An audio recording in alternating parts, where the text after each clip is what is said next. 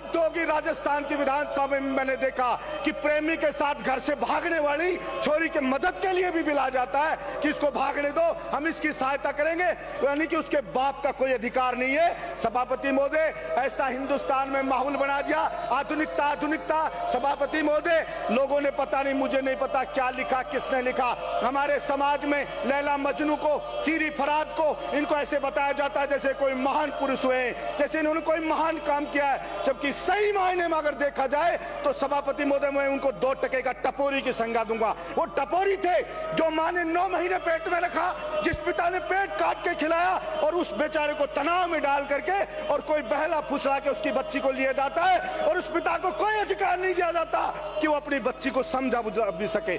सभापति महोदय, auto rickshaw में किराया निर्धारित करने का कानून बनता है, मिनी बस में किराया निर्धारित करने का कानून बनता है, लेकिन स्कूल जो एज कॉलेज ये वेलफेयर के लिए होते हैं, कोई व्यापार नहीं होता है। लेकिन आज तक मुझे समझ नहीं आया कि किसी भी सरकार ने, किसी भी पार्टी की सरकार रही हो, किसी ने भी कभी इस बात के लिए कानून बनाने का नहीं सोचा कि इन पे लगाम कैसे लगाई जाए। सभापति महोदय, एक नाई के मैं सेविंग कराने जाता हूं, सभापति महोदय 2 लाख का प्लॉट खरीदा नाई ने, 2 लाख का प्लॉट खरीदने पे इनकम टैक्स का नोटिस आ जाता है कि 2 लाख रुपए कहां से लाए थे, और सीए उसको कहता है 30,000 रुपए चाहे तब आपका पिंड छूटेगा। ये इनकम टैक्स का हाल है। लेकिन मैंने कभी नहीं सुना कि वेलफेयर के लिए काम करने वाली जो ये कॉलेज स्कूल के मालिक के घर पे कभी इनकम टैक्स गई हो। इसलिए चाहिए था विपक्ष को कि इन कॉलेजों के खिलाफ कहते मोदी जी को कि रेड डालो इन स्कूल के मालिकों पे, कॉलेज के मालिकों पे। लेकिन सभापति महोदय,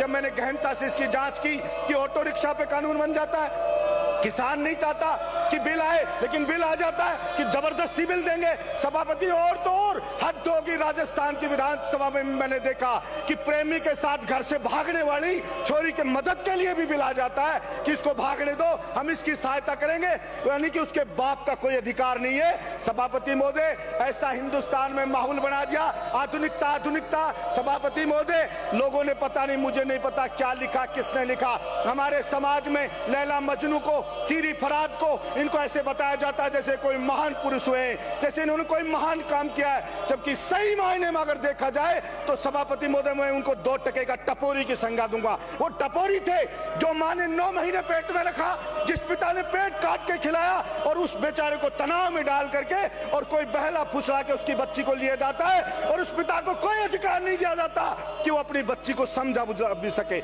इसलिए ऐसे बिल आ जाएंगे, सारी किसान नहीं चाह रहा वो बिल आ जाएंगे, तरह तरह के बिल आ जाएंगे, लेकिन ये बिल कहीं पे किसी भी हिंदुस्तान की किसी भी सरकार में ये नहीं आया कि साहब जो गरीब का बेटा है, किसान का बेटा है, मजदूर का बेटा है, वो महंगी शिक्षा नहीं ले सकता, इसलिए उसको सस्ती शिक्षा कैसे दिलाई जाए, उसमें जोर नहीं देगा। क्योंकि कारण इतना है, सारे सफेद पोस्ट नेता हैं या आईएएस हैं जो सीनियर, उन्हीं की कॉलेज चलती हैं, उन्हीं के स्कूल चलते हैं और सभी के सभी सारे के सारे एक ही थैली के चट्टे बट्टे सब भाई हैं। किसकी भी सरकार आए उन पे ना बना है ना आगे कभी बनेगा। इसलिए मैं मेरे विपक्ष के साथियों से भी कहना चाहता हूं कि कभी आपका जमीन जगे तो इसके ऊपर भी आवाज उठाना।